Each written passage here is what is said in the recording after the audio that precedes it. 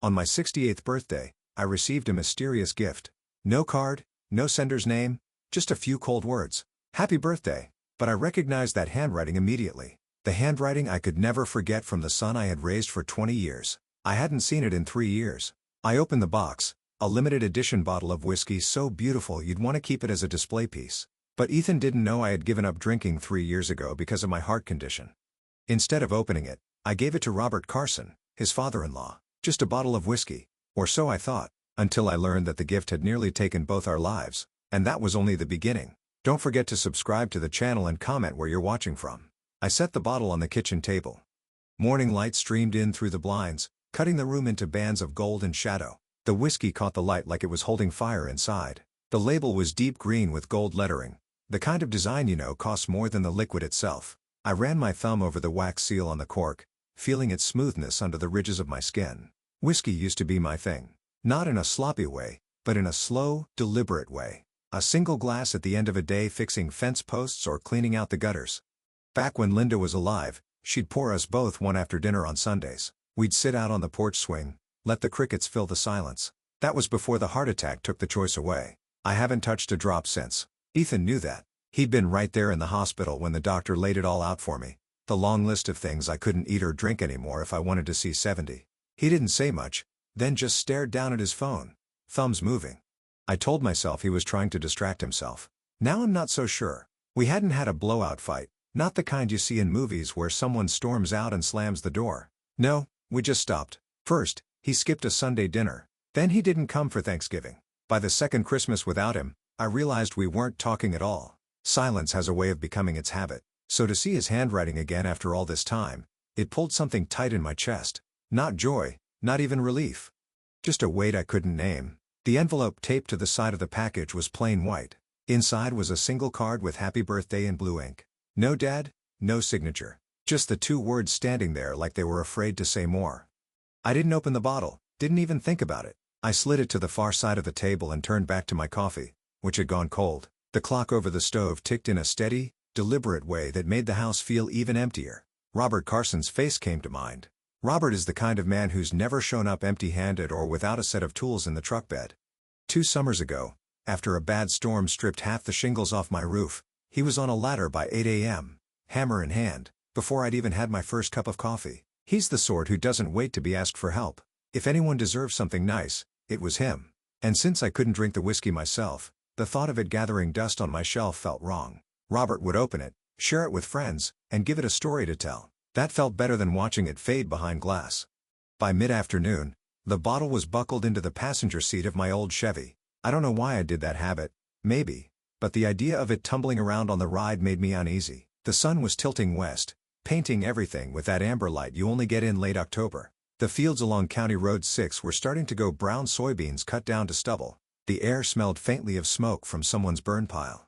Robert's place sits on a rise at the edge of town, a white clapboard house with a wrap-around porch that always looks like it belongs in a postcard. I pulled up gravel crunching under the tires and killed the engine. He opened the door before I could knock, wearing a red flannel shirt and faded jeans, sawdust still clinging to his boots. His eyes went straight to the bottle in my hands.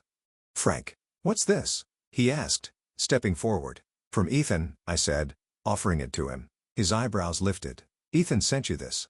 "Yeah, figured you might enjoy it more than I would." He took it carefully, turning it to read the label. "This is something, Frank. This is the kind of bottle you put away for a special night." "Then make tonight special," I said, and meant it. He grinned. "I think I will. Thank you." It felt good to hand it off, to see it land where it would be appreciated. I got back in the truck, the late light slanting across the dashboard. Driving home, I kept thinking about the bottle, not in a thirsty way, but in a curious way. Ethan never spent that kind of money without a reason. Hell, half the time, when he was younger, he'd borrow cash from me for gas and forget to pay it back. So why now? Why a gift that he knew I wouldn't use? The thought itched at the back of my mind as I pulled into the driveway. I shut it down. Not everything needs a reason, I told myself, but I didn't believe it. That evening I made a pot roast in the house filled with the smell of onions and carrots, the kind of meal that's better shared, though I ate it alone. The wall clock ticked its way toward 9. I was washing the last plate when the phone rang, not to sell the landline. Almost no one calls on that anymore. "Hello, Dad?" Ethan's voice. Smooth. Casual. Like no time had passed. I leaned against the counter. "Ethan, happy birthday. he said a beat too late to sound natural. "You got my gift." I did. "Well, what'd you think? It's a nice bottle. Did you try it yet?" His tone shifted just slightly sharper at the edges. "No. I passed it along to Robert. Thought he'd get more use out of it." Silence. Not a dropout. Not static. Just a long, heavy pause. "You gave it to Robert." His voice had cooled. "That's right." There was a sound like an exhale, slow and measured. "Huh." Then the line went dead. I stared at the receiver for a moment before setting it back in its cradle. The clock kept ticking. My gut felt unsettled, not from the roast but from something less tangible. The way he'd asked about the whiskey like it mattered in a way it shouldn't. I turned off the kitchen light and went to bed, but sleep came slowly. When I did drift off, it was light and restless, the kind that leaves you more tired when you wake. The next morning, I tried to shake it off, poured a fresh cup of coffee, sat down with the paper. But the phone rang again midday this time. The caller ID flashed a number I didn't recognize, but the area code was local. "Mr. Dalton," a voice said when I answered. "Yes. This is Linda Carson, Robert's wife." Her voice was tight. "I thought you should know Robert's in the hospital. He collapsed this morning. They think it might be some kind of poisoning." The coffee in my hand went cold instantly. "Poisoning. He was fine last night," she said. "We had a drink with dinner, and this morning he could barely stand. The doctors are running tests." I didn't speak. My eyes went to the counter, to the empty spot where the whiskey had been less than 24 hours ago. "Did he eat anything unusual?" she asked. My mouth felt dry. "No, but I gave him a bottle yesterday. Whiskey. From Ethan." There was a pause. In the background, I could hear hospital noises, monitors beeping, and a cart squeaking down a hallway. "I'll tell the doctors," she said finally. "If you think of anything else, anything, call me." I promised I would, then hung up. I stood in the kitchen, the house silent around me. The October light had turned pale and flat. I didn't move for a long time. When I finally did, it was to walk to the trash bin. Something white caught my eye near the bottom. A small plastic vial like the kind vitamins come in. No label, just a faint dusting of powder clinging to the inside. I didn't remember throwing it away. I picked it up. The cap was screwed on tight. I went to the fridge. On the middle shelf sat a mason jar with about half a cup of whiskey in it, left over from pouring Robert a taste before I'd given him the bottle. I hadn't even remembered keeping it until that moment. My hand shook as I took it out and set it on the counter next to the vial. Gary and I had served together 30-odd years ago, and now he ran a small veterinary lab on the edge of town. He owed me a favor from a few winters back when I'd pulled his truck out of a ditch. I called him. "Gary, I need you to test something for me." Quietly. "What is it?" "Whiskey. And maybe something else." He didn't ask more questions, just told me to meet him after closing. That evening, I drove out to his lab, the mason jar wrapped in a paper bag on the seat beside me. Gary met me in the parking lot, lab coat over a sweatshirt, the smell of disinfectant faint in the air. "This is the kind of thing I'm going to regret," he asked. "Just tell me what's in it," I said. He nodded, took the bag, and disappeared inside. I sat in the truck with the engine running, watching the light fade from the sky. The radio was off. My thoughts went back over the last 24 hours, retracing every step. The handwriting. The bottle. Ethan's voice when I told him I'd given it to Robert. That long, heavy pause. My stomach tightened. Gary called the next day, just after noon. "Frank, you're not going to like this. There's something in the whiskey. White snake root. In the right dose, it'll stop a man's heart." I closed my eyes. The phone felt heavy in my hand. "You said Robert drank this?" "Yes." "You didn't?" "No." He let out a slow breath. "Then you might have just dodged a bullet." And that's where the first part of the story ends, not with answers, but with a question that would take me places I never thought I'd have to go. Because the moment I hung up, I knew Ethan had sent me more than a gift. He'd sent me a message. I used to think there was no sound worse than the phone ringing in the middle of the night. Turns out there is. It's the phone ringing when you already know deep down the news will be bad. When Gary hung up after telling me the whiskey had white snake root in it, the world around me went very still, like the house was holding its breath. I didn't sit with it. I grabbed my jacket from the back of the chair, slid my truck keys off the hook by the door, and headed for St. Luke's. The drive into town was all stoplights and empty intersections, the kind of late morning where the sun looks bright but gives no warmth. I parked in the far corner of the lot out of habit and walked fast, one hand in my pocket, the other pressed to my ribs like I could steady whatever was shifting inside me. Hospitals all smell the same, something sterile cut with burnt coffee, and the light is always too white. A volunteer pointed me to Robert's room. He didn't look like the man who climbed my roof without being asked. He looked lighter, washed out, his skin a shade paler than the pillow under his head. The monitors at his bedside hummed and blinked in time with a slow, stubborn heartbeat. Linda was in a plastic chair pulled as close as it could get. She had that look I've seen 100 times, The one people wear when they're waiting on something that refuses to hurry up and be over. "Frank," she said, getting up. "Thank you for coming. How is he?" They're trying to stabilize his heart rhythm." Her hands were clasped together at her chest, not praying, but as if holding airtight would keep it from leaking out of her. "They said they found signs of a plant toxin. They're running more tests." I stepped closer to the bed. Robert's mouth was parted, a line of breath in, a line of breath out. His hair, always combed back neatly, had fallen toward his forehead in a way that made him look younger and more fragile at the same time. I didn't belong here as family, not on paper. But blood isn't the only measure of closeness. Sometimes it's the person who shows up with a hammer and a smile before you've had time to worry that your roof might leak. "Did he eat anything unusual last night?" I asked. "Or drink anything he doesn't normally?" "We both had one glass with dinner." She looked at me, the question already there. "The bottle you brought." He said it was the nicest whiskey he'd ever tasted. He wanted to save the rest for something special. My jaw set without me telling it to. "I need you to tell the doctors exactly that," I said. "Tell them it was new, unopened, and tell them I can get them a small sample from the same bottle." She reached out like she might take my hand, then changed her mind and gripped the rail instead. "Frank, what is this? Do you think I don't know what I think I said, which was only half a lie? But I'm going to find out." The doctor came in, a man in his 50s with a face that had learned not to react. He explained in quiet practice tones about rhythms and enzymes and observation. He didn't say what he didn't know, and he didn't know a lot yet. When he left, Linda sat back down, and I promised to call her as soon as I had anything she could use. She nodded, but the nod had no weight. It was something to do with her head, because her hands were already committed to staying clenched. I walked out with my jaw still tight and my hands jammed into my jacket pockets. The automatic door slid open and hit me with air that felt wrong for October, bright as a postcard and cold as a church. In the truck, I didn't start the engine right away. I sat there with the key halfway turned and looked at my reflection in the rear view. I looked like a man who had nothing left to break that hadn't already been cracked once. "White snake root," I said aloud, testing the words in the air like a carpenter checking a board for warp. They sounded mean. They sounded deliberate. On the way home, the road unspooled like a tape you've listened to too many times. I turned onto my street and noticed nothing else.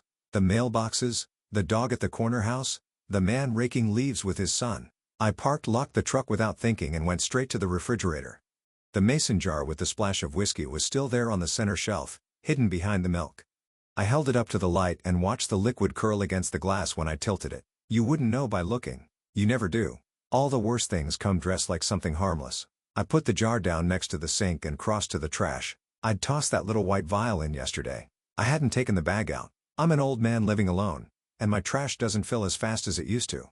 I lifted the lid, looked, and felt my body go still. The bag had been lifted and put back the wrong way around, and the vial was gone.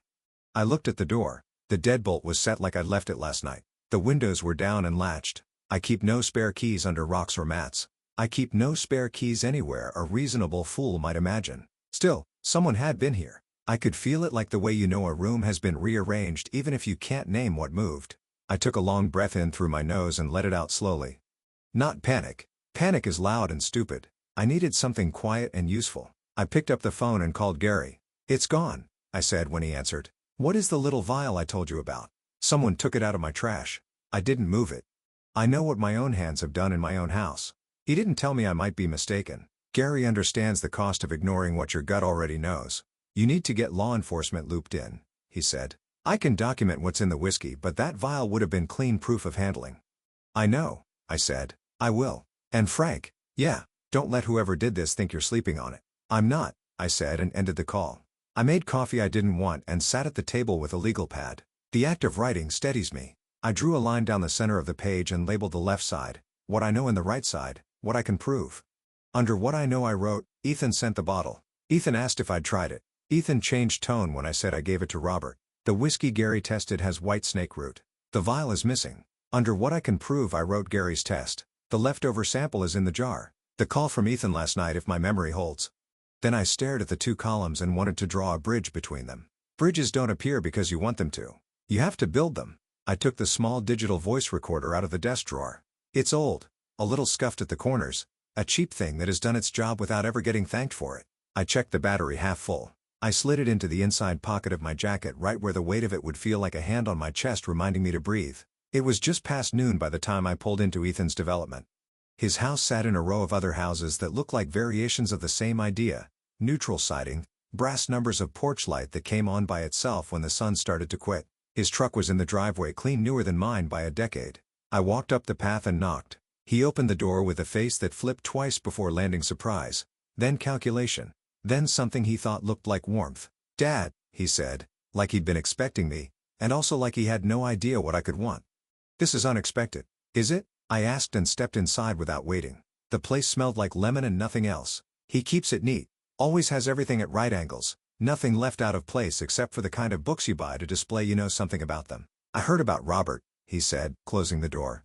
"Scary. Leia's with him now. The doctors think it might be a virus." "Is that what they think?" I kept my tone flat. If I pushed, he'd set his heels. If I showed softness, he'd use it. "That's what she said," he replied. "That's what they're saying." I took it to the kitchen. There on the counter sat 3 bottles, 2 bourbon, 1 rye, lined up like soldiers. None of them was the brand I'd given him. None of them opens. I looked back at him. He was watching me watch his things, and he smiled like someone who believes the way his smile looks is the way it lands. "Did you try the bottle you sent me?" I asked. He laughed softly. "The whole point was for you to enjoy it.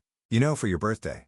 You know I don't drink anymore." "People change," he said with a shrug that made me feel like I was of no particular interest. I moved 1 step closer to the counter and ran a finger along the rim of the empty glass sitting by the sink like a man might when he's killing time while his host makes coffee. "Robert liked it," I said. "Said his favorite pour was the one from the middle shelf, the single malt." He blinked just once, slower than a reflex. "Yeah, funny thing," I said, and I could feel the recorder in my pocket steady as a heartbeat. "I never told you where it was stored." For the smallest fraction of a second, he went still the way an animal does when it hears a twig snap. Then his mouth pulled up on one side, and he shook his head with a little practiced laugh. "You must have. You get chatty when you're sentimental." "I didn't," I said, and held his eyes until he had to pick whether to look away or stare me down. He chose a third option. He reached for a dish towel and started drying a glass that had already been dried. "Dad," he said, looking at the glass instead of me, "you always overthink. You always find something to fix, even when no one asked for it." "You sent me a $500 bottle I can't drink," I said. "I'm trying to fix that."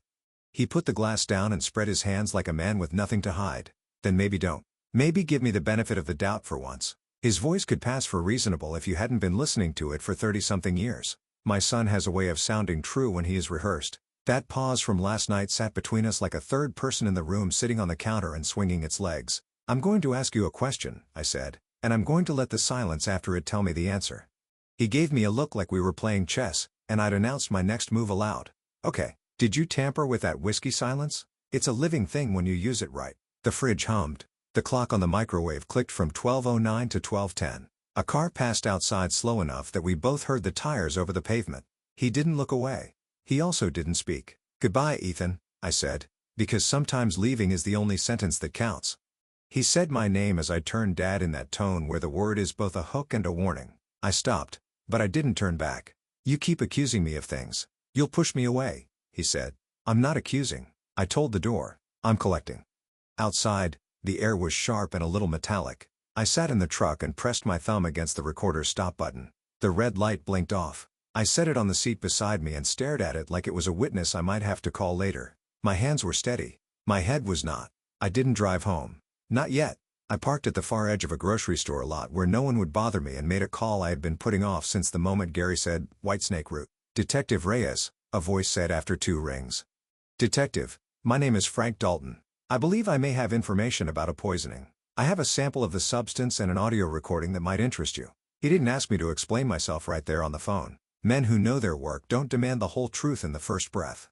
"Can you come in this afternoon?" he asked. "Yes," I said. "I can." He gave me a time and an office number tucked into the back hallway of the station. When I hung up, I sat with my hands on the wheel and looked straight ahead. The grocery store's automatic doors kept opening for no one and closing for no one else. People came and went carrying paper bags full of apples and milk and things that would make their houses smell like dinners, I remember.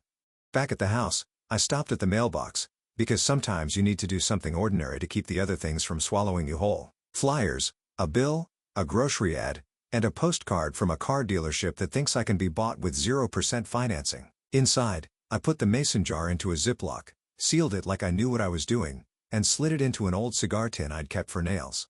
The recorder went into the same tin. I put the tin in a paper bag with handles. I put that bag into another bag because once you've had one thing disappear from your trash double layers, start to feel less like paranoia and more like common sense. I called Linda. She answered on the second ring, voice small. Frank, I'm going to the police, I said. I have a sample and something else.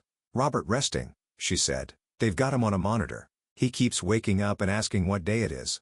I tell him, and he nods like he's trying to decide if he believes me. I'll call you after I meet with the detective, I said. Tell him I'll stop by after if he wants to see an old face that isn't asking him to be strong. She laughed a single breathless sound. He likes being asked to be strong, she said. But he likes you more. I locked up, checked the back door, checked the window latches again, and walked out to the truck. The paper bag sat on the passenger seat like a person. I buckled it in because habit is comfort when sense is scarce. On the way to the station, I turned the radio on without listening. People sang about things that sounded simple. It made me angry, and then it made me tired, and then it made me nothing. The station was cooler than the hospital somehow and smelled better. Reyes met me in a small office with a window that looked at a brick wall. He was younger than me by a lot, but older than a rookie with sharp eyes, a tie that had been straightened more than once today. He offered me water. I said yes because my mouth was dry and because people notice when you refuse everything they offer. He waited until I took a sip before he asked his first question. Tell me about the whiskey. So I did. I gave him the dates, the words Ethan used, and the pause that didn't feel like surprise. I didn't give him my theories. I gave him the index cards of the facts and let him stack them however he wanted. Then I put the paper bag on his desk and took the tin out and opened it and set the mason jar and the recorder on his blotter-like tools at the start of a job. He didn't touch them yet. He asked questions that sounded like small ones but weren't. Who else has keys to your house? When did you last check your trash? Did you mention the vial to anyone besides Gary? Then he lifted the recorder and weighed it in his hand, the way a man does when he's thinking about how heavy a word might be if you had to carry it. You understand, he said, this doesn't become a case because you and I both have a feeling. It becomes a case when what you've handed me can survive other people looking at it. I do, I said. I want other people to look at it. He nodded. We'll send the liquid to the state lab. We'll make a copy of your audio. If there's cause, we'll move. If there isn't, we'll tell you exactly why we can't. You okay with that? I am, I said. And meant it. I'm not in the business of wanting the wrong man punished. I'm in the business of wanting the right truth told. When I stood to leave, he said my name like he was picking it up to see how it felt. Mr. Dalton. Yes. Don't speak to your son again until I tell you to. If he reaches out, note the time and what he says and keep your answers shorter than his questions. I nodded, surprised by the feeling that someone else was finally willing to carry a corner of the weight I'd been holding. Outside, the afternoon had gone a dull gray kind of bright, the kind that hurts your eyes more than it lights your way. I drove to the hospital. Linda was in the same chair and the same machines were singing their quiet electronic lullaby. Robert looked more like himself by degrees. His skin had a little color back and his mouth was less tense around the breath that came and went. I put my hand on the rail and his eyes cracked open. You look like hell, he whispered. You should see yourself, I said. And he smiled with just the left side of his mouth. The way men do when smiling takes too much of the rest of their face. I heard you're making friends with the police, he said. I'm trying to make sure they're on our side when they show up. I said. He closed his eyes again, nodded once, and drifted. I stood there longer than I needed to, listening to the machine keep him honest about his heartbeat. Linda whispered things that don't belong to anyone but them. I stepped out into the hall and called Gary to thank him for moving faster than I had any right to ask. He told me that's what friends were for and to watch my back. I told him I would. At home, the house had the gall to be exactly as I'd left it. The quiet sat in the rooms like a guest who refuses to go home. I made myself an omelet I didn't finish and washed the pan because some things you do just to prove to yourself you're still the same person who does them. I went to the hall closet, pulled down the fireproof box from the top shelf, and opened it on the kitchen table. It held the papers of a life birth certificates, the deed to the house, and Linda's rose gold wedding ring I haven't been ready to part with. I added a post-it to the inside lid whiskey sample with police. Do not discard. I don't know who the note was for. Maybe it was for me. I slept on the couch with the hall light on. I hadn't done that since the night after my heart attack and my chest didn't like the way those two facts looked standing next to each other. I woke before dawn because the body remembers old alarms. I made coffee and didn't drink it. I listened to the house breathe. When the sun finally decided to show itself, I called Linda and told her I'd be by around noon. She said the doctor thought Robert would be moved out of the critical unit if his numbers kept behaving. Behaving is a word for toddlers and heartbeats. I like the sound of it. By 10 a.m., the phone rang again. Unknown number. I let it go to voicemail because I'd learned something important yesterday. You don't owe anyone an answer before you're ready to give it. The message came in after the second ring. I waited, then pressed play. Dad, it's me. Ethan's voice pulled tight like a wire. We need to talk. Sooner is better than later. He paused. Call me back. I didn't. I wrote down the time and the exact words and put the note in the fireproof box because sometimes you need to make your evidence. I looked out the window at my yard, which refuses to stay green no matter how much a man waters it. The porch swing creaked once, no wind I could see. The day was too quiet again. If you want me to say I wasn't afraid, I won't. Fear isn't a thing I hide from anymore. It belongs to the truth the way nails belong to wood. They hold it together.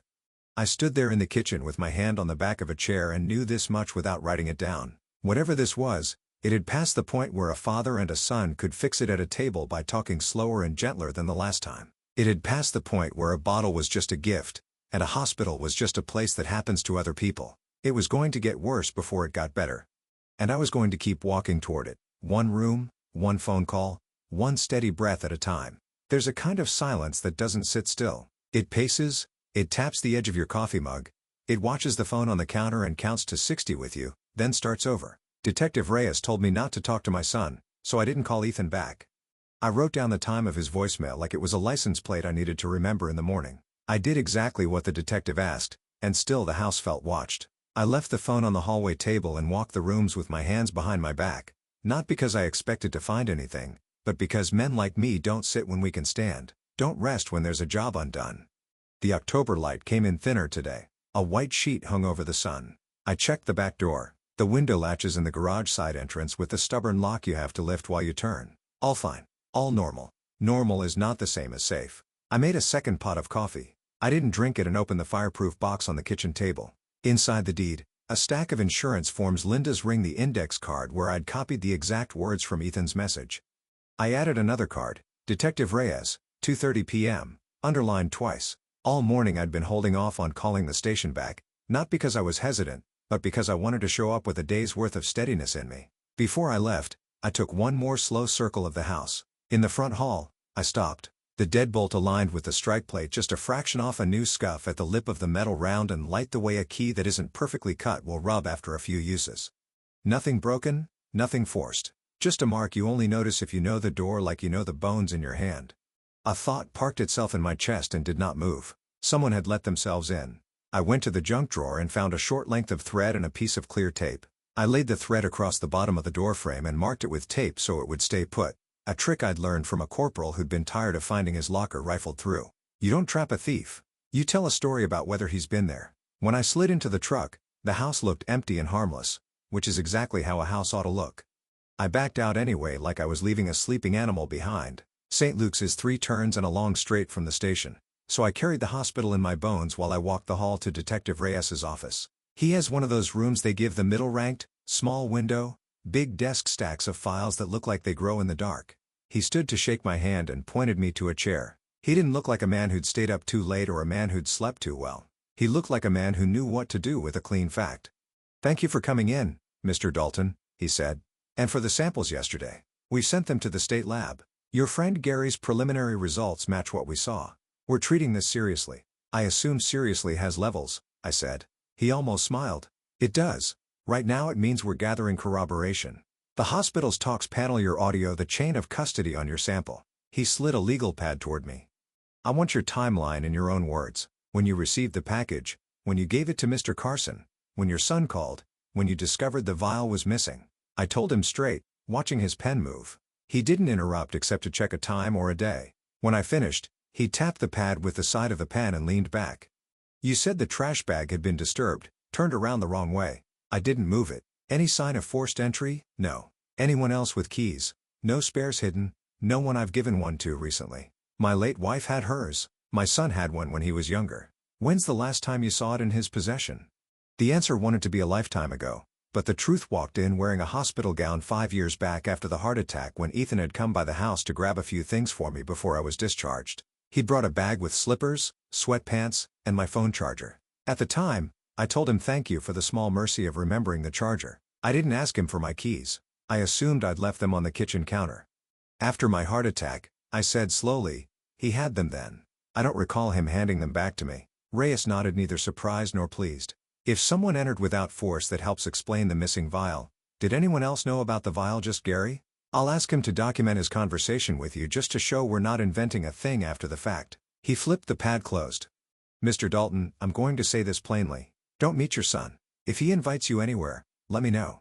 If he shows up, call us. I don't think he's interested in a conversation. I thought of Ethan's voice on my voicemail, wound tight like a cable under a car hood you shouldn't touch while the engine's hot. I'll do exactly what you say. He slid a card across the desk. My cell. If you sense something is off call, I'd rather be wrong twice than right too late. I appreciate that, I said, standing. He did too. On the way out, the building smelled like copier toner and floor wax. I took the stairs down 2 flights and stopped on the landing to breathe. I wasn't out of breath. I was checking that the ground under me was still the same ground I'd walked on when I came in. Linda's call came as I was pulling into the hospital's garage. I answered on the second ring. Frank. He's better, she said, tears in her words. They're moving him out of critical to a step-down unit. He keeps apologizing every time he wakes up, like he thinks he ruined someone's party. It'll be a party when he's home, I said. Can I stop by, please? Robert looked color-washed but solid, propped up now, eyes clearer. He reached for my forearm when I came in, that old working man's handshake where you anchor each other past the wrist. You look worse today, he said, which made Linda laugh through the tissue she held at her chin. I brought my worst for a visit, I said, pulling the chair up. I'll bring my better tomorrow. Linda excused herself to speak with a nurse. When the curtain swished closed, Robert lowered his voice. Frank, between us. He glanced at the door, then back. You think Ethan did this? I think that bottle wasn't a gift. He watched my face like he was learning a language from it. You're going to be all right handling that. I'm going to be lawful, I said. I'm going to be steady. That's not what I asked. I let the question sit long enough to tell him I'd heard it. I'm going to be all right handling it. He squeezed my forearm once, then let go. Men like us don't hug unless we're burying someone. The squeeze is the permission slip to feel without the paperwork. The curtain opened and Linda returned with a younger woman at her side. Mid-30s, hair pulled back in a practical ponytail, eyes rimmed tired but sharp. I recognized her from photos on the mantel at Ethan's Laya. My daughter-in-law. We'd spoken twice since the wedding, politely like neighbors who lived 2 blocks apart. Frank, she said. I'm glad you're here. I stood. How are you holding up? She glanced at Robert. Scared. Angry. Mostly scared. Her voice lowered. We need to talk. Linda stroked Robert's hand and said, I'll give you 2 a minute, and stepped into the hall. A woman who understands when a conversation needs privacy, even if she isn't the one who asked for it. Leia gestured toward the little family lounge around the corner. It had a coffee machine that made everything taste like plastic and 2 chairs with backs too straight to be kind. She didn't sit. I didn't either. I don't know what you know, she said, but I know Ethan has been different for a long time. Distant, secretive. He keeps jars on a shelf in the garage, dried plants. He says it's for a hobby. He's joined online groups about herbal extraction. I didn't think, she swallowed. I didn't think it connected to anything like this. White snake root, I said. Have you heard that name? Her eyes flicked recognition or fear or both. Yes, I've seen it in his search history. I thought he was reading. That's all. Detective Reyes will want to talk to you, if you're willing. She nodded too fast. I already called. I left a message. Good, I said. Relief and grief are cousins. I felt one visiting on behalf of the other. Leia, if you have anything, screenshots, messages, photographs of those jars, keep them. Let the detective pull the thread. She looked at me hard enough to see me. Why would he do this to you? I could have said a dozen things. Money I wouldn't give him, love I didn't give the way he wanted it, disappointments that grew hooks. Instead, I told the truth the way I knew it, because if he can't own the story, he'll burn the page. She flinched like the words were a draft. He asked me this morning if I'd heard from you, she said. He wanted to know if you liked the bottle. What did you tell him, that you'd given it to my father? We stood there for a few seconds with that sentence between us, the kind of thing that changes shape as you look at it. Thank you, I said, for telling me. I'm sorry, she said, and I knew she meant all of it, not just the piece she'd spoken aloud. We went back to Robert's room and said gentler things about the weather and football and the kind of soup the cafeteria tries to call chicken noodle. I left when the nurse came to check his monitors, promising to bring magazines and pretending that mattered to the outcome. On the way home, I stopped at the hardware store. I bought 2 new deadbolts and a package of those little stick-on alarms that scream if a door opens when they're set. The clerk rang me up and made a comment about winter coming early. I said something about needing to get ahead of it. He bagged the locks like they were groceries and told me to have a good day. We say that to each other, have a good day if the day will listen.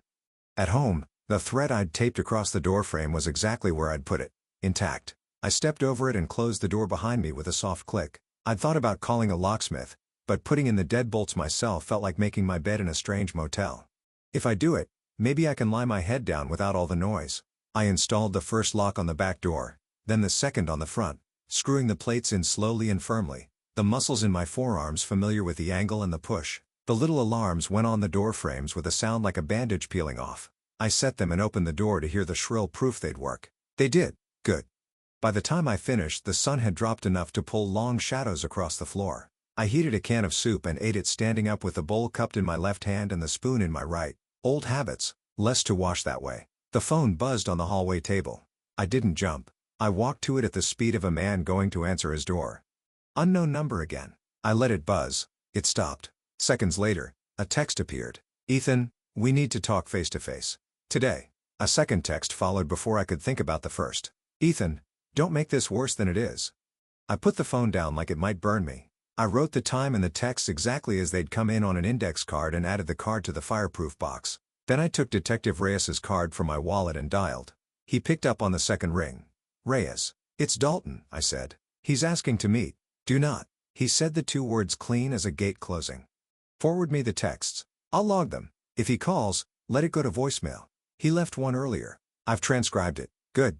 Keep doing that. I hesitated. Detective, would you come by and take a look at my front door? I think someone's used a key that wasn't mine. I can send an officer to photograph and document. I'll come by if I'm clear in the next hour. He arrived 40 minutes later with a young uniform named Patel. They photographed the strike plate, the tiny scuff where the key had scraped the thread taped low like a trip line. Reyes didn't make a face. He doesn't look like a man who enjoys being right, but he also doesn't waste energy pretending he's surprised when he isn't. Do you have the original set of keys? He asked. I went to the hall closet and pulled down the small tin where we'd kept extras 20 years ago. Inside, two brass keys marked front and back in my wife's neat lettering, a male key and a key that shouldn't have been there, a copy with no marks cut a hair off center, so it sat awkwardly in the tin. My stomach cooled. This wasn't ours, I said. We never labeled it. We label everything. Reyes had Patel bag it. We'll see if we can pull prints, he said. No promises. Keys aren't friendly to fingerprints. Do what you can, I said. I'd like every little thing in this story to stop pretending it's not connected to the rest. When they left, the house felt different. Not safer. Not less watched. Just witnessed. There's a thing that happens when the official world steps into your private one. The ground tilts and then rights itself at a new angle. I sat at the kitchen table and held my coffee mug with both hands, though it was empty.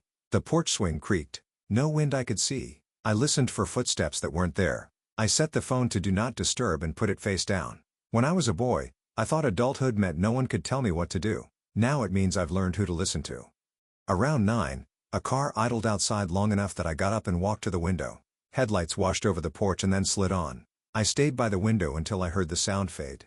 It might have been nothing, a teenager lost a delivery driver checking an address. It felt like something that wanted to see if I'd twitch. I didn't sleep. I lay on the couch with the hall light on and my boots by the door. I'm too old for heroics. I'm not too old to be ready. Just before dawn, the phone buzzed again. Voicemail. No ring. I'd forgotten the do not disturb. I played it with the volume low. Dad, you're making a mess of this. Ethan's voice said, quieter than before, like he was in a place where he didn't want the walls to hear him. You went to the cops. That's not smart. We could have handled this. You're not thinking straight. He hung up. I wrote it down. We could have handled this. Loaded words. Handled what? At 8 sharp Reyes called. State lab came back preliminary, he said. Independent confirmation of whitesnake root in your sample. It's enough to formally open a case and request medical records from the hospital for Mr. Carson. We're moving. I let out a breath that had been living in me since Gary said the word, snake root, and hadn't made a plan for exiting. Tell me what you need. Keep doing what you're doing. Document. Do not engage. Lock your doors. I'll be in touch for a formal statement under recording. If your son reaches out, save everything. If he shows up, call 911. I mean that. I know you do, I said. Detective, yes, thank you. He didn't say you're welcome. He said, we'll do our jobs, which, from a man like him, is the same thing. I showered, shaved, and put on a clean shirt. There's a way a man needs to look when the day is going to require steadiness. I made breakfast and ate it at the table like each bite could be a choice I got right. I drove to the hospital with a stack of magazines under my arm hunting home repair. A glossy one with gardens that would never grow in Missouri clay. Robert was awake enough to pretend to be interested in an article about chainsaw safety. We both knew he was humoring me. The pretense was a kindness. Leia came in halfway through an article about deck maintenance. She had her phone in her hand and a look like a person who hadn't slept in a bed only near one.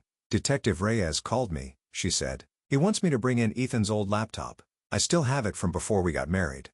Bring it, I said. Let the law carry what it's made to carry. She nodded. Frank. He texted me, she said, eyes down. He asked if you were playing hero. He said, if anything happens, it's on you. She lifted her eyes. I forwarded it to Reyes. Good, I said. A heat rose in my chest that wasn't the old kind. It was the kind that knows the difference between a threat and a warning. You don't answer anything he sends. Not one word. Not even to tell him you won't be answering. When I left, the light outside had the weak honesty of midday. I drove home the long way, not because I was afraid, but because I wanted to put more road between me and the next thing. The threat at the door was still unbroken. I stepped over it like it was a line I could honor and closed the door behind me. I sat with a pen and a yellow pad and wrote, "What does he want?" in letters big enough to cross the page. Under it, I made 2 columns again. Money, control. Under money, I wrote last winter, 20,000. Refused. Under control, I wrote bottle, placement, missing vial, calls, we need to talk. Control was the heavier side of the scale. Money is a reason.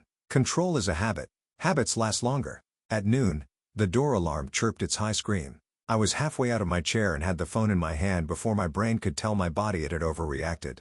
The chirp came again, the cheap little device proving it could do what I bought it for. I moved to the side of the window out of sight and pulled the curtain back a finger's width. A delivery truck. The driver had opened the storm door to leave a padded envelope on the mat.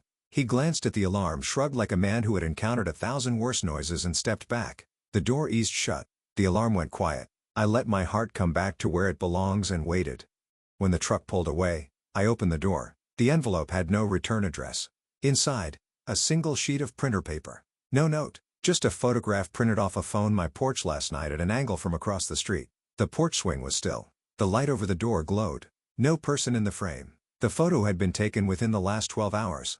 I looked at the street, at the neighbor's hedges, at the spot near the corner where a car could sit with its lights off and see what it wanted. Then I walked the photograph to the fireproof box, added it to the stack, and called Reyes. He answered on the first ring.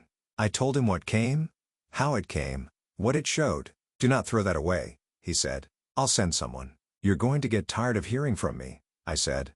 I'd prefer that to the alternative, he said, and hung up to make it less a conversation and more a task. I stood at the window and watched the street from the side the way you watch a wild thing you don't want to spook. The porch swing moved once. No wind. Houses are funny that way. What you think is still is always telling you otherwise if you want to see it. By late afternoon, the police had the photograph and my statement about how it arrived. They took the envelope too. Reyes texted, "We're filing preservation requests for camera footage on your block." Practical words. The kind that lays track. Evening came on like a slow closing door. I heated last night's soup and ate it sitting on the back steps, the October air cutting clean in my lungs. The yard darkened. The swing stayed still, and somewhere far off a dog barked at something only dogs can see. I went inside and turned on the hall light. The phone buzzed one more time. "Ethan, you think they'll keep you safe from what you started? Call me." I did not. I copied it word for word and slid the paper into the box. The box closed with the soft final sound it always makes. I set it back on the highest shelf the way a man sets a weight where he can't trip over it in the dark. I stood there and listened to the house talk to itself, the settle and sigh of wood, the thin whine of the refrigerator motor, the tick and tock of a clock that has no idea what time means. I thought about the first time Ethan said Dad in a way that made my heart want to stand up and salute, and the last time he said Dad in a way that made it want to sit down. It was full dark when I finally stretched out on the couch. I put my hand flat on my chest and felt my heart working slow, steady, professional. A long time ago, a doctor told me I'd know if I was in trouble. Tonight it felt like the most honest thing I owned. I don't know if sleep came or if the night just decided to have mercy. But when the phone rang at 6:12 a.m., I was ready. I answered on the first ring. Mr. Dalton Reyes said no hello. State Lab confirmed. We're filing for a warrant. I closed my eyes and saw the porch swing, the white thread across the threshold, the photograph of my own house from across the street. I saw a bottle catching the morning light like it was shame in a glass. "Where do you need me?" I asked. "Right where you are," he said. "And whatever happens next, don't open the door unless the person on the other side can prove they're here to help." The line went quiet. The house listened. And I stood in the little country I'd built inside my walls and waited for the day to step over the threshold.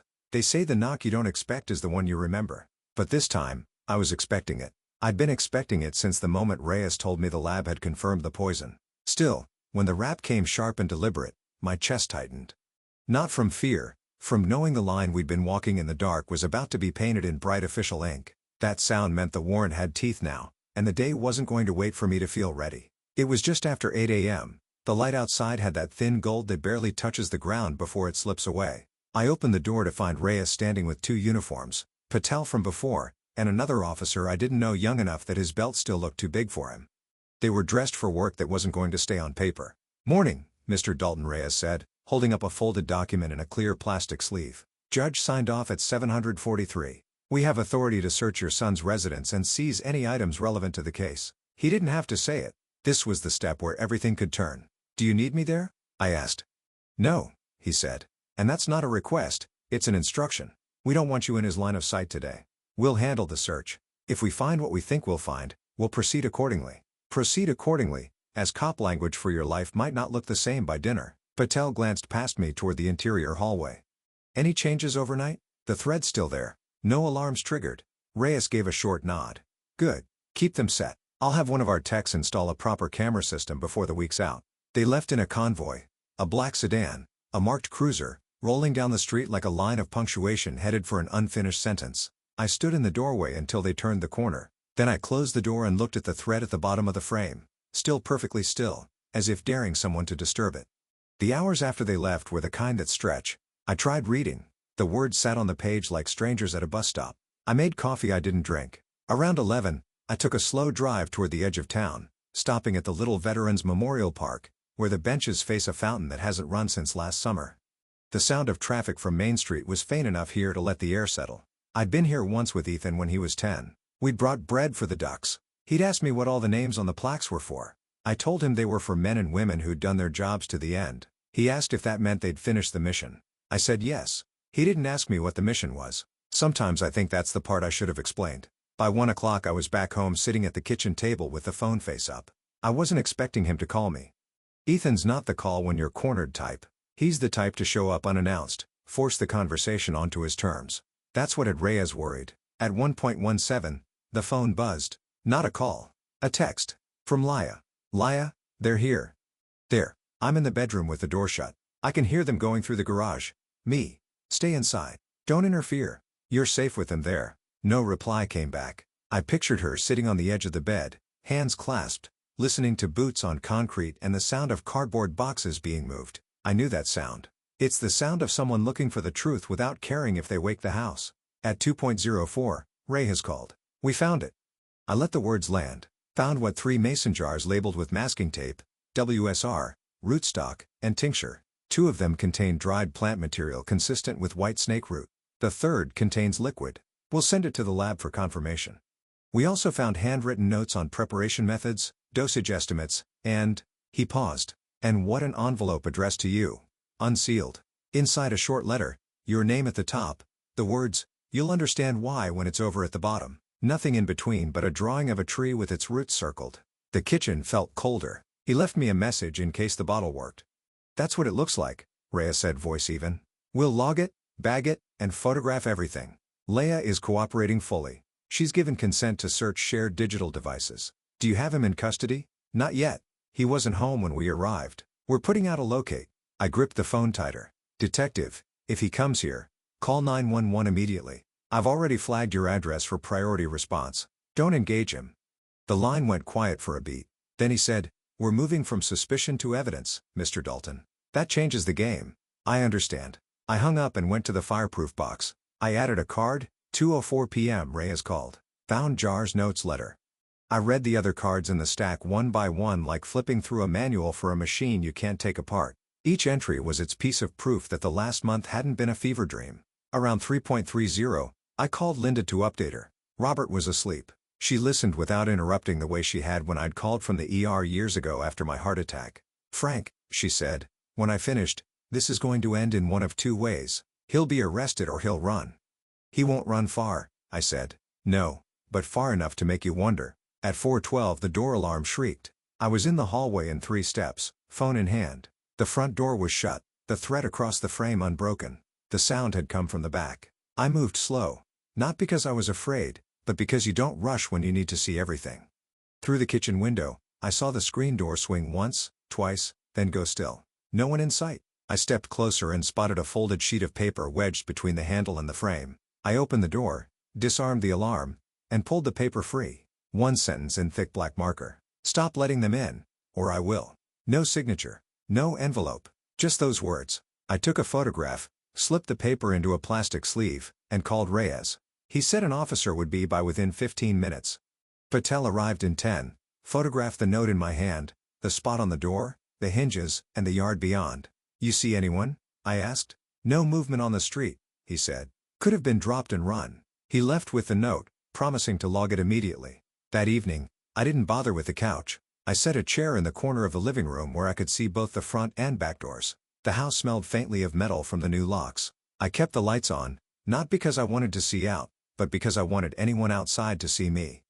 At 9:45, my phone lit up. Unknown number. I let it ring to voicemail. A minute later, I played it.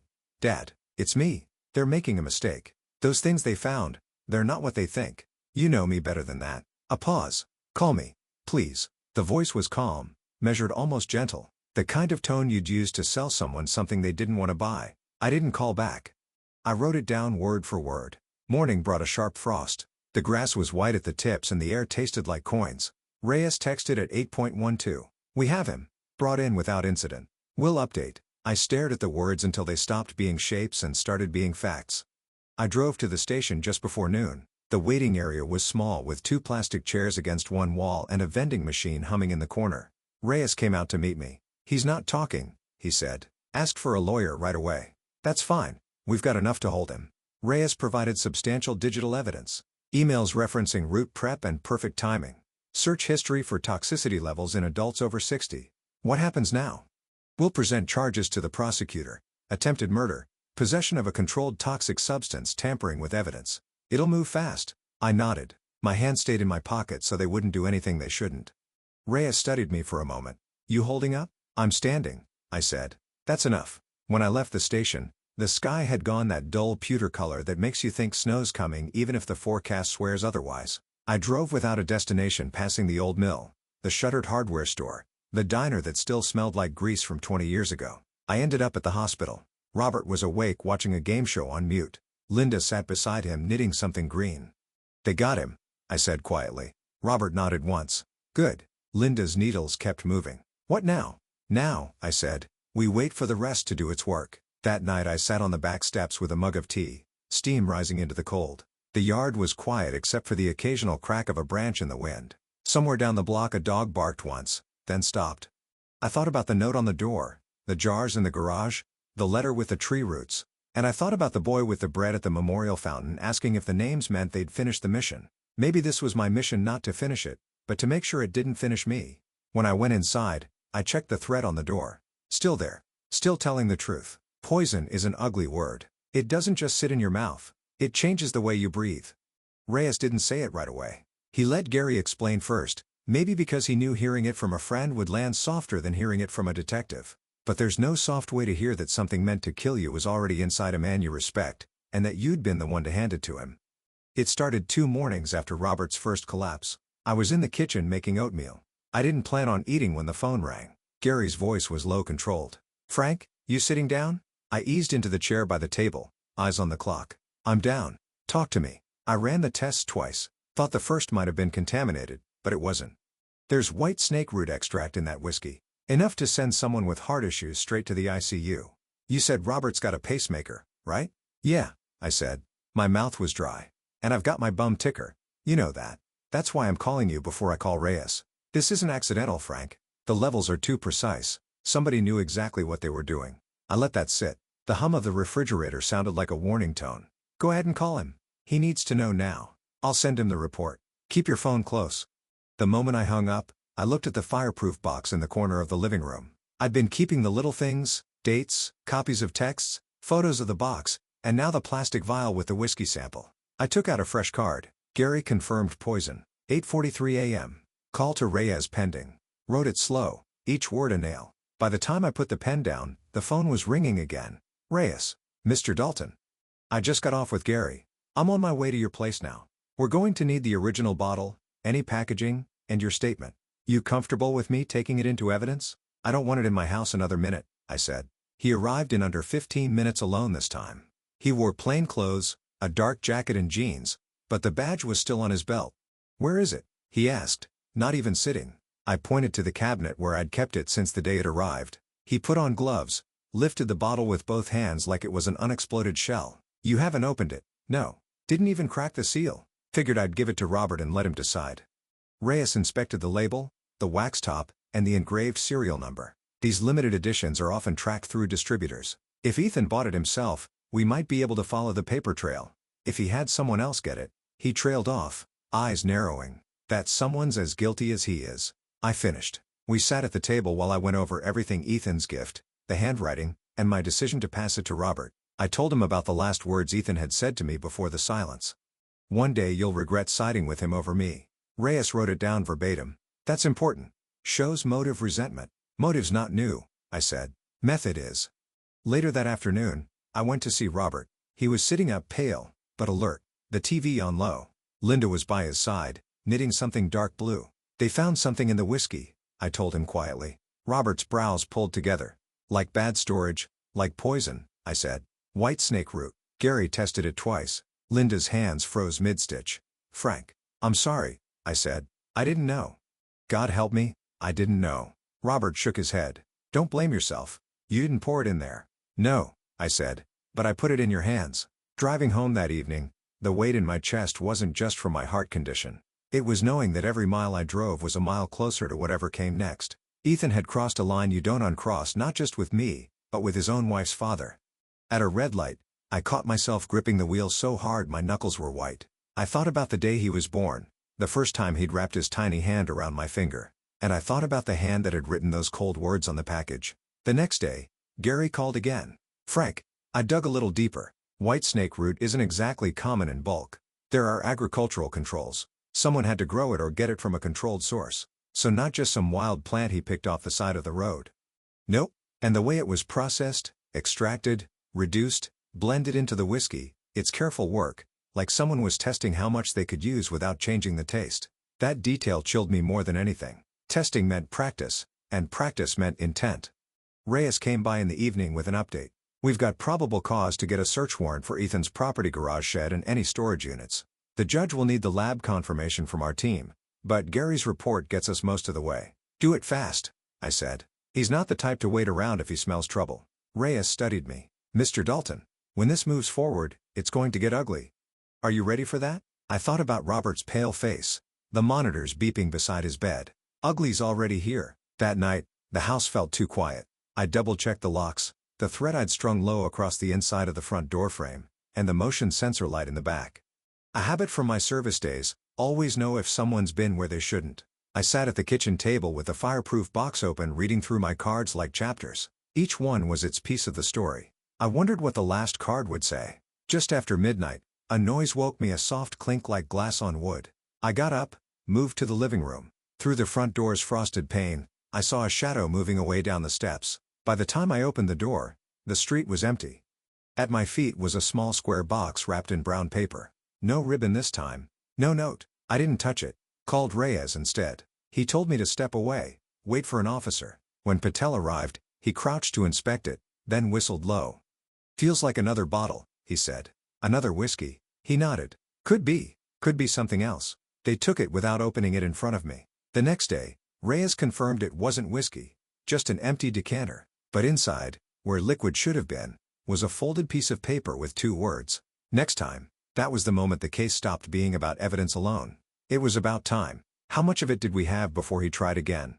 The morning after, Reyes called early. "Judge signed the warrant. We're serving it tomorrow morning. I want you to stay put. Keep your head down." "Not my first rodeo," I said. "Maybe not, but it might be your last if you're not careful." That day dragged like a bad leg. I kept myself busy fixing a loose hinge on the back gate, tightening the screws on the porch rail. Busy work just to keep from staring at the road waiting for a truck I recognized. Around 5, Linda called. "Robert's coming home tomorrow. Doctor says he's stable." That bit of good news didn't lighten me much. If anything, it made me more aware of what we'd almost lost. By nightfall, I'd set out a fresh card for the box warrant signed. "Search tomorrow." I sat in the chair by the front window watching the last of the light drain from the street. The lamppost flickered on. Somewhere a dog barked twice and fell silent. I thought about the word Gary had used: precise. About how someone can use precision for building or breaking, and how my son had chosen the latter. I didn't sleep much. Every sound seemed louder. Every shadow seemed closer. When the first light came, I poured coffee I didn't drink, sat at the table, and waited for the phone to ring. It rang at 7:43. Reyes. We're rolling. And with that, part 5 ended, not with an answer, but with a sharp intake of breath before one. They say you can't prepare yourself to see your child in handcuffs. I wasn't seeing it yet, but I knew it was coming. What you can prepare for is the silence, the moment when the truth starts climbing out of the dark corners and you realize it's not going back in. At 7:43 a.m. Reyes had said, "We're rolling." By 8:15 I was sitting 2 blocks from Ethan's house watching from behind the cracked windshield of my old Ford as the black and whites pulled up in front of his driveway. I hadn't told Reyes I'd be there. He'd have told me to stay home. But there's a difference between being warned and being scared off. This was my fight too, even if I wasn't holding the warrant. Ethan's place sat on a corner lot, the kind of suburban box with vinyl siding and a lawn too perfect to be natural. I watched as 2 officers approached the door, Reyes right behind them. One knocked. A long pause, then the door opened and there he was, my son, wearing a faded St. Louis Cardinals t-shirt and a face I barely recognized. I couldn't hear the words, but I saw the stiff way he crossed his arms, the half-step back when Reyes held up the paper. The officers entered and Ethan followed, jaw tight. I stayed in the truck, engine off, hands on the wheel. The minutes stretched. I imagined the sound of drawers opening, boxes sliding across shelves, the rustle of paper. I'd been in enough searches during my service years to know the rhythm. Quick sweep, then slow sift. My phone buzzed. A text from Reyes. "Found something. Will update." That something came into view 20 minutes later when an officer carried a plastic evidence bag to the patrol car. Even from where I sat, I could see the label. Same brand. Same cereal style as the whiskey Ethan had sent me. Only this one was half empty. I didn't move. Didn't breathe almost. Because finding that bottle wasn't the end. It was the beginning of the end. At 9:05 Reyes stepped outside, scanned the street, and spotted my truck. He walked over, leaned down to the open window. "You shouldn't be here," he said. "Too late for that. What did you find?" "A couple more bottles from the same batch. One open, one sealed. We'll get them tested, but there's residue in the open one, white powder, faint. Same as what Gary found." I swallowed hard. "That's enough. It's enough to push this forward." "But Frank," he hesitated, "we also found a notebook. Handwritten, coded in parts. Gary might be able to help us with it, but from what I skimmed it reads like dosage notes, trials." The word trials landed heavily. So Robert wasn't the first. Reyes didn't answer. He didn't have to. I sat back, eyes on the house. Inside somewhere was the boy I'd taught to ride a bike, the teenager I'd driven to his first job, the young man I'd stood beside when he married Leah. And now there was a man who kept dosage notes. A man who could have been the reason Robert nearly died. Reyes' radio crackled. He straightened. "They're bringing him out. You sure you want to see this?" "I've already seen enough," I said, but I didn't drive away. The front door opened. Ethan stepped out, flanked by 2 officers. His wrists were cuffed in front of him, his chin, high, eyes cold. He scanned the street until they landed on me. Our eyes locked. No words. No nod. Just that stare, the kind you give someone you once knew but no longer claim. They put him in the back of the cruiser. I stayed put until the car pulled away, the reflection of the morning sun catching on the glass. Reyes came back over. "He's going downtown. We'll book him, start the interview. He'll probably lawyer up." "I know," I said. "What about the notebook?" "I'll get it copied before it goes into full evidence. If you're up for it, you can look, see if any of the dates match something you remember." That afternoon at the station, Reyes laid the notebook on the table between us. The handwriting was Ethan's unmistakable, loops on the G, the way he pressed hard enough to dent the page. Some entries were dated with numbers beside them. Others were symbols, a triangle, a slash, an asterisk. Gary joined us via speakerphone, his voice crackling through the line. "That triangle, that shorthand for half dose in some veterinary circles. And the asterisk usually means observe for delayed effect." I flipped to a page dated 6 months ago. Next to the date was a single word test. Then a triangle. Then RC. My stomach turned. RC Robert Carson. Reyes wrote it down. So he's been thinking about this for months. 2 pages later, I saw another set of initials, FD, my own. Next to it, no triangle, no half dose, just a solid number bigger than the rest. Gary's voice was quiet. "That's a lethal dose, Frank." For a moment, the room tilted. I steadied myself with a hand on the table. "So Robert wasn't the only target?" "No," Reyes said. "You were the other." I drove home in silence. The notebook's images burned into my mind. Every meal, every drink I'd had in the last year replayed in my head, looking for moments he could have acted. I thought of that whiskey bottle sitting in my cabinet for days before I gave it to Robert. I thought about what would have happened if I'd decided to drink just 1 glass for old time's sake. By evening, The local news had it. Local man arrested in alleged poisoning attempt. They didn't use Ethan's name yet, but the description was enough for anyone who knew us to fill in the blanks. Linda called. The neighbors are talking. Robert's furious, says if Ethan shows his face at the house again, he'll... She trailed off. You okay? Not really. But I'm not dead. That's something. That night I opened the fireproof box again. Added a new card, FD initials in notebook. Lethal dose. Slid it in next to the others. The box was getting full. I sat on the porch, the air heavy with summer heat, thinking about the difference between justice and closure. Justice can come in a courtroom. Closure, that's trickier. 2 days later, Reyes called early. Frank is lawyers angling for a deal. Claims Ethan didn't know the whiskey was tainted, that he bought it from a friend and didn't check it. But with a notebook, that's a hard sell. What happens if he pleads out lighter sentence? Maybe no trial, but it's still prison time. Question is, do you want to see him in court? I looked out at the street, the same one Ethan had learned to ride his bike on, and thought about the weight of my answer. They say every man has a line he won't cross. I used to think mine was family. No matter what Ethan did, I told myself I'd never push him so far. He couldn't find his way back. But that was before the whiskey, before Robert in a hospital bed, before I found my initials in that notebook, next to a number that meant you don't wake up. Now the line felt like a chalk mark in the rain, fading fast. The morning after Reyes called, I didn't get out of bed right away. The ceiling fan ticked slowly overhead, and my mind kept circling the same thought. If I say yes to a trial, I'll be the man who put his son in prison for a long, long time. If I say no, I'll be the man who let him walk after trying to kill me. Either way, there's no going back. By 9 a.m., I was at the station. Reyes was in the interview room, leaning over a stack of papers. Across from him sat Ethan's lawyer, a wiry man with silver hair and an expression like he'd already won. Ethan wasn't there. They'd kept him in holding. Reyes waved me in. Frank, this is Mr. Caldwell. Caldwell stood, shook my hand, his grip dry, and calculated. Mr. Dalton, I appreciate you coming in. I think we can resolve this in a way that spares everyone the unpleasantness of a trial. I sat. You mean in a way that spares Ethan? His smile didn't flinch.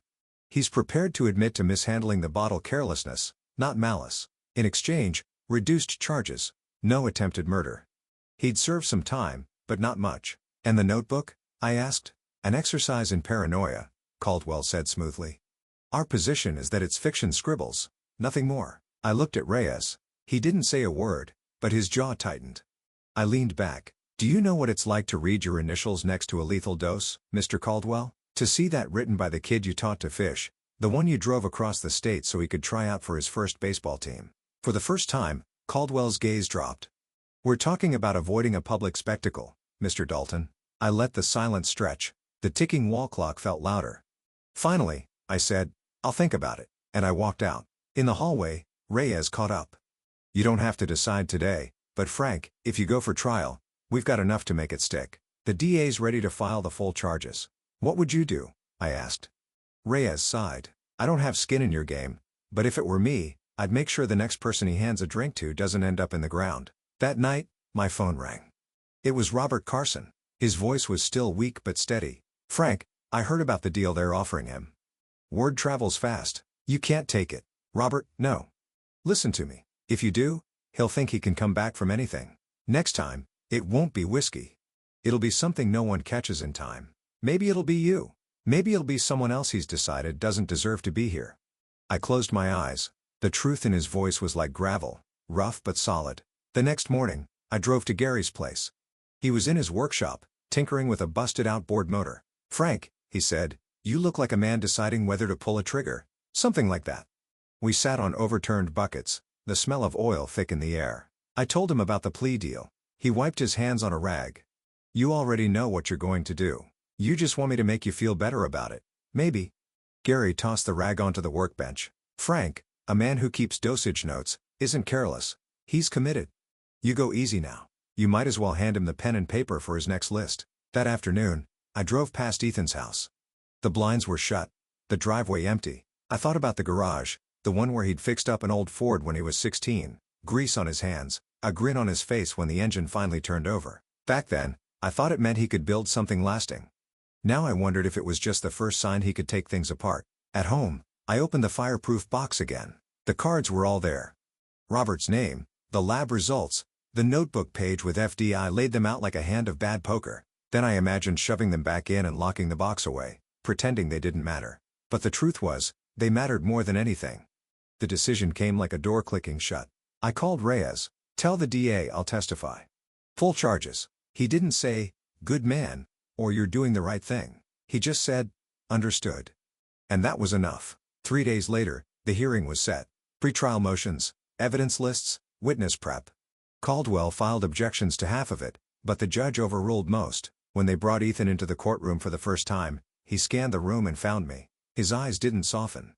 If anything, they sharpened like I just made his list again. I held his gaze, because maybe I had. They call it a courtroom, but to me it felt like a minefield. Every word, every glance could blow up in your face. I'd walked in thinking the truth would stand on its own. Then I saw the way Ethan's lawyer was smiling at me like he already knew where I was going to step and how hard I was going to fall. The day of the evidentiary hearing, the benches were half full, but the air felt heavier than a packed church in August. I sat behind Reyes and the DA, my hands folded in my lap, pretending they weren't sweating. Ethan came in wearing County Orange wrists cuffed. He didn't look at me at first. Then he did just long enough to let the corners of his mouth twitch, not into a smile, but into something colder. I reminded myself why I was here. Robert's hospital bed, the lab report, that damn notebook. The judge called us to order. Reyes took the stand, first crisp and professional, walking the court through how the bottle had been received, tested, and confirmed as poisoned. Caldwell objected twice, claiming lack of chain of custody, but the judge overruled both. Then came my turn. The bailiff swore me in. I sat down the microphone close enough that I could hear my breathing. The DA started with soft pitches, my name, my age, where I lived, and my relation to the defendant. "Yes, Ethan is my son," I said, and it sounded strange in the open air, like it belonged to someone else's life. The DA guided me to the day of the gift. I told it straight, the package, the handwriting, the decision to give it to Robert. How Robert ended up in the hospital. How Gary tested the bottle. I kept my tone even, like Reyes told me, stick to the facts. Let the evidence do the work. Then Caldwell stood. "Mr. Dalton," he began, voice smooth as polished wood. "You claim you recognize my client's handwriting on the note." "I don't claim, I know. But you haven't seen that handwriting in over 3 years, correct?" "That's correct." "Is it possible then that you're mistaken?" "No." He leaned in, one hand on the rail. "You're telling this court you're certain beyond any doubt that a man's life should be ruined because you think a note looks like your son's handwriting?" I felt the first flare of heat in my chest. "I don't think." "I know." Caldwell stepped back almost casually. "Interesting. Because we have here," he held up a paper, "a handwriting analysis from a certified examiner who says the note could not have been written by Ethan Dalton." Murmurs rippled through the room. The judge banged her gavel. The DA objected, questioning the report's validity. The judge allowed it for the record, but my stomach dropped. Caldwell smiled faintly. "And tell me, Mr. Dalton, isn't it true that you and my client have had a strained relationship for years, that you sold his mother's farm without consulting him?" The DA objected again. "Irrelevant and inflammatory." "Sustained," the judge said, "but the damage was done. The jury had heard it."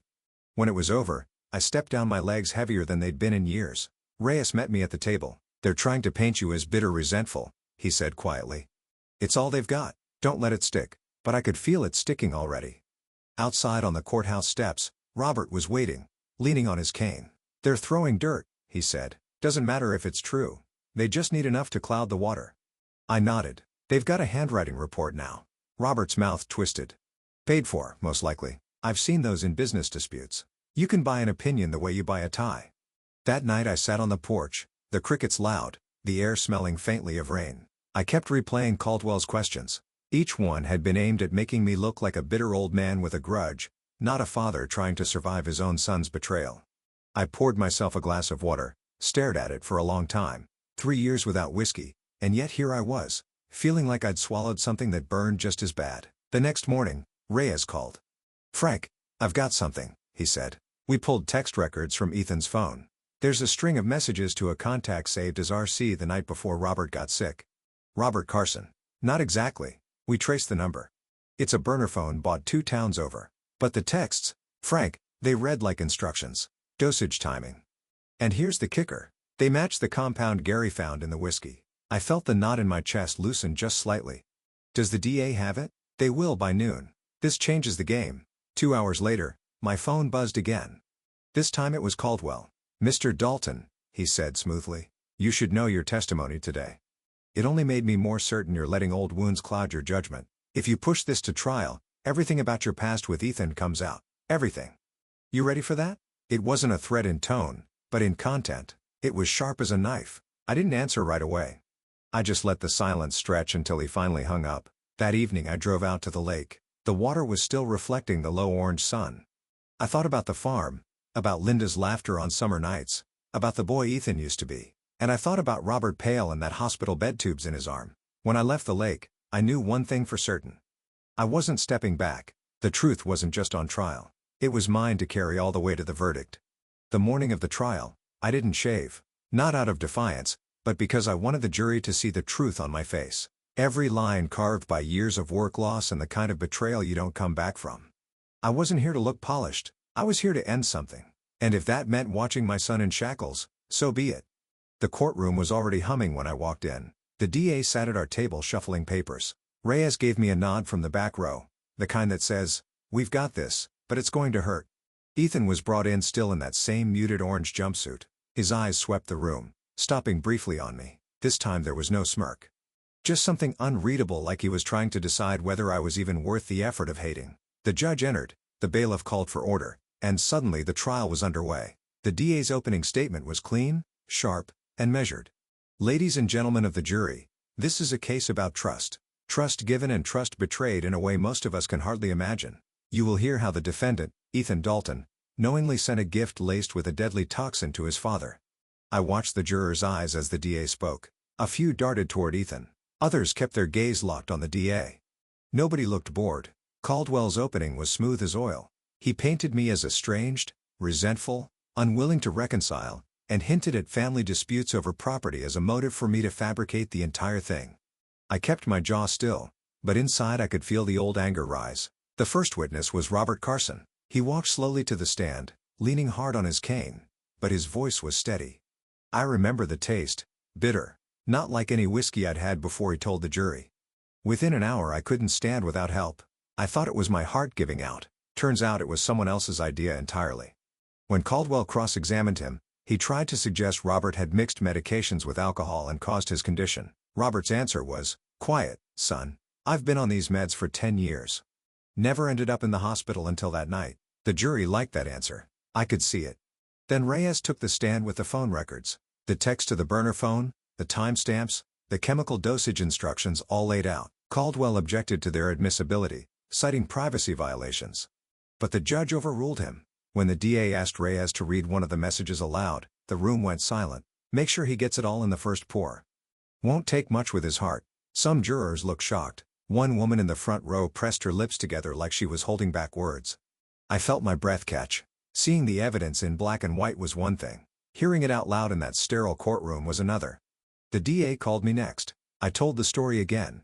Birthdays, the bottle, giving it to Robert in the hospital. I tried not to linger on the personal, but it's hard to talk about your son trying to kill you without the edges showing. Caldwell's cross-examination was harsher this time. "Mr. Dalton, are you aware that my client claims this was a gift purchased by his wife without his knowledge?" I shook my head. "No. And I don't believe it." "You don't believe it because you don't want to believe it. You've built this entire case on assumptions." "No," I cut in. "On evidence. The kind your client left all over that bottle." The judge told me to answer only when asked, but I'd already seen Caldwell's jaw tighten. By the afternoon, both sides had rested their cases for the day. Tomorrow would be the closing arguments. I stepped outside into the cool air, but before I could take 2 breaths, I heard my name. "Dad." I turned. Ethan stood just beyond the security checkpoint, a deputy at his elbow. His voice was low. "You think this makes you some kind of hero?" I looked him straight in the eye. "No. It makes me a man who's still alive." His lip curled. "This isn't over." The deputy pulled him away before I could answer. "That night, Ray has called." "You should know," he said. "Caldwell filed a motion for mistrial claims. New evidence wasn't disclosed in time. Will it stick? Not with this judge. But it's a scare tactic. They're trying to rattle you before tomorrow." I didn't say it out loud, but I knew they weren't just trying to rattle me.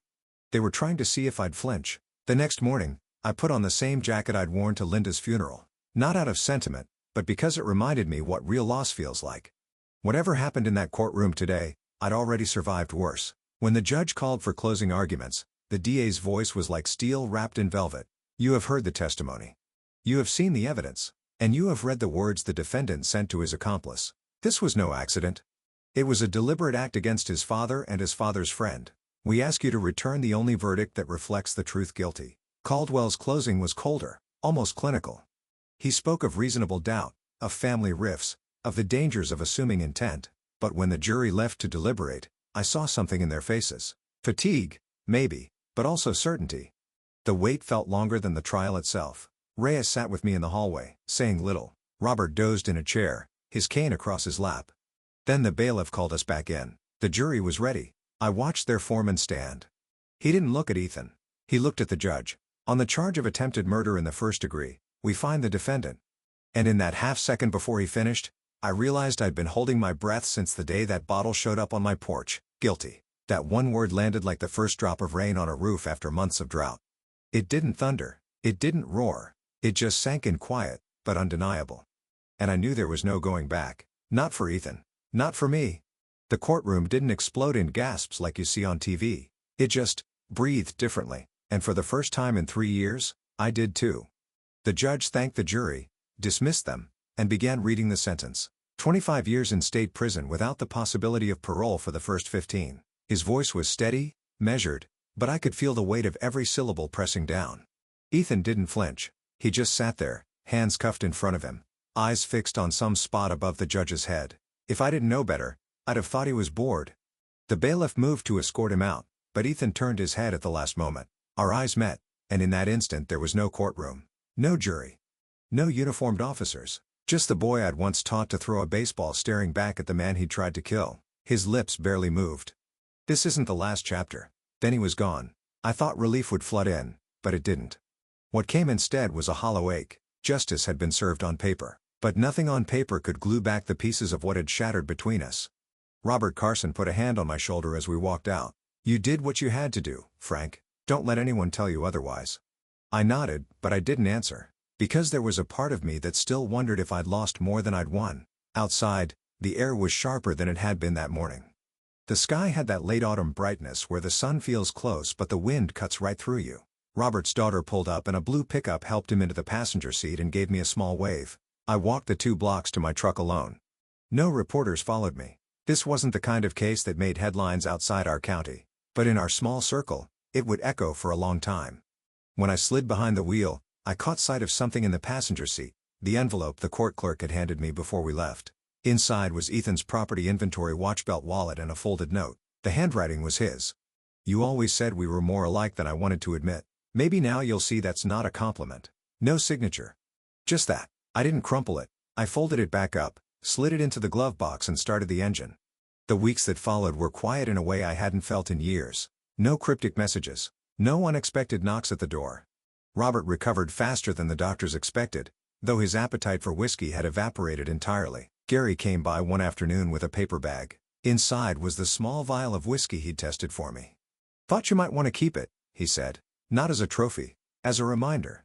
I put it next to the glass I'd saved, the one Robert had drunk from that night. Together, they looked almost innocent, like props in a still life painting. But I knew better. 2 months after the verdict, Detective Reyes stopped by on his way home from a fishing trip. He leaned against my porch rail, the late sun catching in his sunglasses. They found out where the poison came from, he said. Wasn't Ethan's idea. At least not originally. My jaw tightened. Who his wife's cousin? Works in landscaping. Knows how to extract white snake root. He thought he was doing Ethan a favor. But Ethan's the one who decided to send it to you. It didn't change the facts. It didn't undo anything. But it did confirm what I'd felt in my bones. Ethan hadn't acted in a vacuum. Betrayal has roots, and sometimes they run deeper than blood. That winter, I finally fixed the porch swing. The same swing I'd sat on the morning that the package arrived. The chains didn't creak anymore.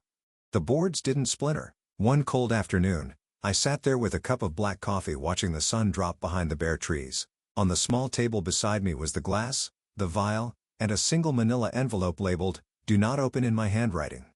Inside was everything: photos of Ethan as a boy, the court documents, and the note he'd left me.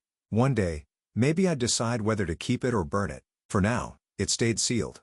People think revenge ends when the gavel falls, when the guilty are led away. But the truth is, revenge is just the surface. Beneath it are the years you can't get back, the conversations you'll never have, the family dinners that will stay empty chairs and cold plates. Justice gave me safety. It didn't give me peace, But as the wind shifted and carried the smell of wood smoke from somewhere down the road, I realized something: peace isn't given. It's built, one quiet afternoon at a time, one decision not to look back at a locked door. I raised my coffee cup to the empty yard. Two endings, I said aloud. And whatever comes after.